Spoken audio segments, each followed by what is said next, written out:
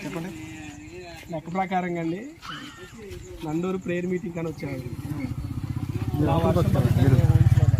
ఎండలు విపరీతంగా ఉన్నాయి. మధ్యాహ్నం అక్కడికి వచ్చేసరికి వాన పడింది. నేను కారులో ఎక్కుతుంటే ఇద్దరు మనుషులు నన్ను ఆపారండి. మరి ఆ ఇద్దరు మనుషులు ఏమనాలి ఉన్నారండి. మా మినిస్ట్రీ డైరెక్టర్ గారు ఒక ఆయన, చెప్పగలరా? మా మినిస్ట్రీ సెక్రటరీ గారు, వీళ్ళిద్దరూ వాళ్ళ పేర్లు ఏమన్నా చెప్పారు. వాళ్ళ సుఖం చూసుకుంటున్నారు కానీ అన్ని చెప్పారు. మాతో పాటు పేర్లు చెప్పలేదు. పేర్లు వద్దులేండి, పేర్లు అందరూ తెలుసు. ఏం చేస్తాం, వాళ్ళ సుఖం వాళ్ళు చూసుకుంటున్నారు. మరి మమ్మల్ని పట్టించుకునేది ఎవరు? మరి ఇప్పుడు బండి ఆగిపోయింది. నెక్స్ట్ ప్లాన్ ఏంటండి? మీరు బండి ఆగిపోయింది, మరి బండి కూడా చూపిండండి. నెక్స్ట్ ప్లాన్ ఏంటండి?